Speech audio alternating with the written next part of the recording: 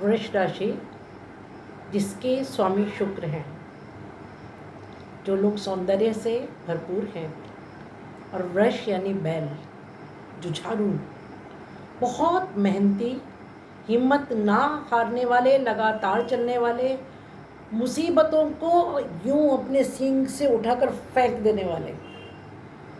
घबराहट तो नाम को भी इन लोगों को होती ही नहीं है। हिम्मत सीखनी है और देखनी है तो वृष राशि वालों से सीखिए और देखिए। पेशेंस गजब की पेशेंस, ऐसी कि लोग देखते रह जाएंगे, अरे इतना धैर्य कहाँ से आ गया। ये लोग जन्मजात लेकर के पैदा होते हैं इतना धैर्य। तो ऐसे धैर्यवान, शक्तिवान, सौंदर्य प्रेमी और सौंदर्य से भरपूर, क्योंकि शुक्र है राशि के स्वामी, ऐसे वृष राशि के जातकों को मेरा प्रणाम है। स्वागत है आपका दीपा ज्योतिष में, और स्वागत है मेरे चैनल 21st सेंचुरी मॉम में। अगर आप मेरे चैनल पर नए हैं तो इसको सब्सक्राइब कर दीजिए, और अगर वीडियो पसंद आएगा तो लाइक और शेयर भी कर दीजिएगा।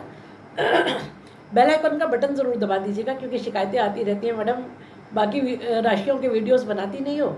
मैं बनाती हूँ, आप तक पहुँचते नहीं है क्योंकि आपने बेल आइकन का बटन नहीं दबाया होता है। तो चलिए शुरू करते हैं कि कैसा रहेगा अगस्त का महीना वृष राशि के जातकों के लिए। तो देखिए, आपका जो लग्न है, लग्न मतलब फर्स्ट हाउस मतलब हम खुद, हमारा दिमाग, हमारी बुद्धि, हमारे आचार विचार, हमारा संघर्ष, हमारी हैबिट्स, हम जो कुछ भी करते हैं, जो कुछ सोचते हैं, वो है हमारा लग्न। तो लग्न में बृहस्पति बैठे हुए हैं मंगल के साथ। लग्न के स्वामी कहाँ बैठे हैं उसकी बात बाद में करूँगी, फिलहाल लग्न में कौन बैठा है उसकी बात करते हैं। तो लग्न यानी हमारी बुद्धि पर, हमारे शरीर पर, हमारे मन पर, हमारी आत्मा पर कौन बैठा है? देव गुरु बृहस्पति। और वो भी किस तारीख से मृगशिरा नक्षत्र में आ जाएंगे, जिसके स्वामी मंगल ही हैं। साथ में मंगल, तो मैं एक एक को डिस्कस करती हूँ कि बृहस्पति के यहाँ होने का अर्थ क्या है और मंगल के होने का अर्थ क्या है। बृहस्पति यानी ज्ञान, बृहस्पति यानी पवित्रता, बृहस्पति यानी सद्बुद्धि, गलत काम नहीं होने देते हैं। तो आपके पास बहुत विजडम रहेगा, आप बहुत स्पिरिचुअल रहेंगे, आप बहुत सोच समझ कर के काम करेंगे, और कुछ गलत होने भी वाला होगा तो उसको बृहस्पति रोकेंगे। हाँ, कामों में जो धीमापन चल रहा था उसके लिए अब मंगल यहाँ आ गए। मंगल यानी एनर्जी, मंगल यानी उत्साह, मंगल यानी सेनापति, मंगल यानी स्पीड, है ना। मंगल यानी ब्लड, दौड़ो, उठो, चलो, काम करो, स्पीड दो इस काम को, तो वो करेंगे अब मंगल। तो एक बहुत अच्छी बात यह कि जो आपकी एनर्जीज हैं, मंगल एनर्जी, और चैनलाइज कौन करेगा? बृहस्पति, जो कि बुद्धि का देवता, ज्ञान का देवता, संतान का स्वामी, धन का स्वामी, नौकरी का स्वामी, गृहस्थ का स्वामी। इन सारी चीज़ों में आपको अब स्पीड मिलेगी। और सबसे अच्छी बात क्या है कि अगर किसी गलती से, आपकी गलती से या दूसरे की गलती से ये सब काम बिगड़े हुए थे, तो इनमें अब सुधार होगा, और पॉजिटिव सुधार होगा। बात करें दूसरे घर की, तो दूसरे घर में मिथुन राशि, जिसके स्वामी बुध है।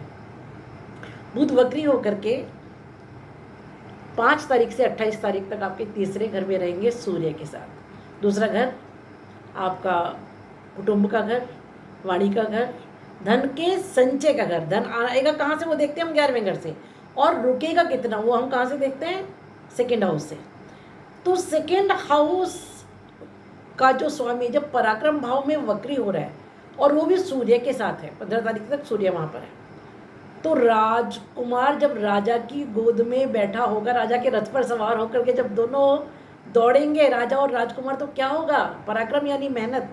तीसरा घर मेहनत का है, मेहनत से धन संचय होगा, आपके पराक्रम से धन संचय होगा। तीसरा घर कम्युनिकेशन का है, तो आप बहुत मधुर बोलेंगे, बड़े डिप्लोमेटिक हो जाएंगे। वैसे भी राहु आपके 11th हाउस में बैठे हुए हैं, तो जब वहाँ पर आऊँगी तो और अच्छे से डिस्कस करूँगी। पर इच्छा पूर्ति का घर है वो, इनकम का घर है वो, आने का घर है वो, है ना। तो इच्छा पूर्ति के लिए आपको बहुत डिप्लोमेटिक कर देंगे जी राहु, इतना डिप्लोमेटिक कर देंगे कि आप सोच भी नहीं सकते हैं। और वैसे भी 1 2 3 4 5 पंचम दृष्टि राहु की आपके कम्युनिकेशन के ही घर पर है, आपके थर्ड हाउस पर है। ये छोटी बहन भाई का घर है, पड़ोसियों का घर है, छोटी यात्राओं का घर है, कम्युनिकेशन का घर है, स्पोर्ट्स का घर है, एनर्जी का घर है, मेहनत का घर है, पराक्रम का घर है। तो राहु क्या करेंगे? पहली बात तो अचानक कुछ यात्राएं होंगी जिनसे आपको ज़बरदस्त लाभ होगा। क्यों? क्योंकि इच्छा पूर्ति के घर में बैठे हैं राहु, तो इच्छा पूर्ति कराएंगे इन यात्राओं से। दूसरी बात, आपकी कम्युनिकेशन स्किल्स को बहुत सुधार देंगे, आपको ज़बरदस्त इंसाइट होगा। आप किसी को मिलने गए, आपको उसके बिना बोले समझ आ जाएगा कि ये क्या सोच रहा है, क्या कर रहा है, क्योंकि राहु जासूस, राहु स्पाई, राहु इंट्यूशन, आपको समझ आ जाएगा कि क्या कहने वाला है, क्या करने वाला है, और उसके पहले ही उसको भांप करके आप बड़ी डिप्लोमेटिकली अपनी चीज़ों को बनवा पाएंगे और करवा पाएंगे। बात करें, हाँ, बुध यहाँ पर वक्री जब होते हैं, कोई भी ग्रह जब वक्री होता है तो उसकी स्पीड तेज हो जाती है और उसके फलों में भी तेजी आ जाती है। तो बुध वैसे भी बुद्धि के स्वामी, वाणी के स्वामी, वाणी बुध के अधीन है, व्यापार बुध के अधीन है ना, शेयर मार्केट के स्वामी, मैथ्स के स्वामी, कम्युनिकेशन के स्वामी, तो बिल्कुल सही जगह आकर के बैठे हैं। यहाँ से वो अभी देखिए, आप शेयर मार्केट में बहुत ज़बरदस्त उछाल और गिराव दोनों चीज़ें आएंगे। अभी जब तक बुध वक्री रहेंगे, उतार चढ़ाव ज़बरदस्त रहेगा। शेयर मार्केट इस समय, क्योंकि पूरे वर्ल्ड में आप हेवल रहेगा, जब तक बुध वक्री रहेंगे तब तक इतना उतार चढ़ाव, आप राजनीतिक, सामाजिक तौर पर, युद्ध के तौर पर, सेनाओं के तौर पर, डिप्लोमेसी के तौर पर ऐसी ऐसी अनएक्सपेक्टेड घटनाएं हो जाएंगी कि आपने सोची नहीं होंगी। आप कहेंगे अरे ये तो इसका साथ ही था, इसने ही क्या कर दिया, पता लगा चाइना पुतिन के साथ था, धोखा दे दिया, बेलारूस के साथ तोड़ दिए सब कुछ, सब क्या उसका एक्सपोर्ट, क्या ये क्या वो। तो ऐसी अनएक्सपेक्टेड घटनाएं जो कभी कोई सपने में नहीं सोच सकता, वो इस समय होंगी। बात करें चौथे घर की, तो चौथे घर में सिंह राशि, जहाँ पर सूर्य स्वामी है, और यहाँ पर 16 तारीख से सूर्य अपने ही घर में आ जाएंगे। बहुत सुंदर स्थिति है। यहाँ सूर्य के साथ शुक्र भी होंगे 25 तारीख तक, वेरी ब्यूटीफुल कंडीशन। और साथ में 28 तारीख से मार्गी होकर के बुध भी यहाँ आ जाएंगे। तो आपका चौथा घर भूमि, भवन, वाहन का घर, पब्लिक का घर, माता जी का घर, ये घर इस समय बहुत रिच है। भूमि, भवन, वाहन से रिलेटेड कोई काम रुके हुए हैं तो ये डेफिनेटली इस समय होंगे, 100% होंगे। और थोड़ा सा ये है कि हालांकि सूर्य अपनी ही राशि में है तो बहुत प्रबल होंगे, पर ये थोड़ा नाजुक दिल की जगह है ना, इसको चौथे घर को हम काल पुरुष का हृदय स्थान मानते हैं। तो हृदय स्थान में सूर्य का होना थोड़ा सा, तो हार्ट से रिलेटेड अगर कोई प्रॉब्लम है तो उसको लाइटली मत लीजिए, बिल्कुल तुरंत डॉक्टर के पास जाइए। ब्लड प्रेशर से रिलेटेड कोई प्रॉब्लम हल्की भी लगती है तो अपने आप डॉक्टर बनने की ज़रूरत है, तुरंत डॉक्टर के पास जाइए। लेकिन सुख के हिसाब से, भूमि, भवन, वाहन के हिसाब से, माता जी के हिसाब से ये समय बहुत अच्छा है। और जो लोग पब्लिक में हैं, लाइक लीडर्स हैं या कुछ, उनके लिए समय बहुत अच्छा है। बात करें आपके पाँचवें घर की, तो पाँचवें घर में कन्या राशि, जिसके स्वामी बुध वक्री हो रहे हैं तीसरे घर में। पाँचवा घर आपका संतान का घर है, विद्या का घर है, बुद्धि का घर है, आपके प्रेम प्रसंगों का घर है। तो बड़ी उथल पुथल मच जाएगी जी आपके प्रेम प्रसंगों में। संतान के साथ थोड़े मतभेद हो सकते हैं, प्रेम प्रसंगों में मिसअंडरस्टैंडिंग हो सकती है, एजुकेशन के लिए आप कहीं बाहर जाने वाले हैं, आप कन्फ्यूजन में हो सकते हैं। वैसे भी केतु यहाँ पर बैठे हुए हैं। हाँ, 26 तारीख से जब शुक्र यहाँ पर आ जाएंगे तब चीज़ें थोड़ी बेटर होंगी, और 28 तारीख से जब बुध वक्री होकर मार्गी होकर के चौथे घर में आ जाएंगे तब चीज़ें बेटर हो जाएंगी। तो थोड़ा सा संतान के साथ संबंध मधुर रखिए। जो स्त्रियाँ संतान सुख की और अग्रसर हैं उनको विशेष ध्यान रखने की ज़रूरत है। ट्रैवल्स अवॉइड कीजिए, अपना रूटीन चेकअप प्रॉपरली कराइए, और जो भी मैक्सिमम प्रिकॉशंस आप ले सकते हैं आपको लेनी चाहिए इस समय। This is a warning. बात करें छठे घर की, तो छठे घर में तुला राशि, जिसका स्वामी शुक्र चौथे घर में बैठा। Very nice, beautiful condition. क्यों? छठा घर आपका रोग ऋण और शत्रु का घर है। यहाँ सौम्य घरों का होना अच्छा नहीं मानते हैं, पर यहाँ का स्वामी अगर केंद्र में बैठा हो तो बहुत अच्छी स्थिति है। तो रोग ऋण और शत्रु से छुटकारा मिलेगा। आपके जो पुराने ऋण हैं वो खत्म हो जाएंगे, बीमारी कोई पुरानी है वो खत्म होंगी, और शत्रु का नाश होगा। सिर्फ इतना ही नहीं है, जब पंचम भाव में आ जाएंगे शुक्र तो चीज़ें और ज़्यादा बेटर हो जाएंगी। ये आपके एजुकेशन से रिलेटेड कोई काम रुका हुआ था वो आगे बढ़ेगा, संतान के साथ संबंध मधुर होंगे, आपके प्रेम प्रसंगों में ठहराव आएगा, और आप आध्यात्मिक हो जाएंगे। बात करें आपके 7वें घर की, तो 7वें घर में वृश्चिक राशि जिसका स्वामी मंगल फर्स्ट हाउस में बैठकर पूर्ण दृष्टि से 7th हाउस को देख रहा है, और 7th हाउस पर इस समय बृहस्पति की पूर्ण दृष्टि, मंगल की पूर्ण दृष्टि और शनि की दशम दृष्टि। इसका मतलब क्या है? इसका मतलब ये कि 7वां घर आपका लाइफ पार्टनर का घर है, आपके मित्रों का घर है, आपके व्यापार का, बिजनेस का घर है, बिजनेस पार्टनर्स का घर है। तो इस पर बृहस्पति और मंगल की एक साथ दृष्टि होना बहुत अच्छी स्थिति है, बहुत अच्छी स्थिति है।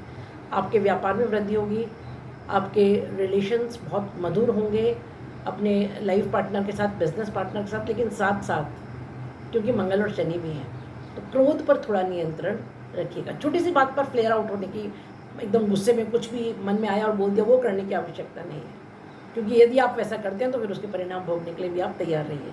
बात करें 8वें घर की, तो 8वें घर में धनु राशि जिसके स्वामी बृहस्पति फर्स्ट हाउस में बैठे हैं। अष्टम से हम आयु का, मृत्यु का विचार करते हैं। अष्टम से हम अनजान विद्या, अनजान धन, छुपी हुई वस्तुएं, रहस्य, ऑकल्ट, इस सब का विचार करते हैं।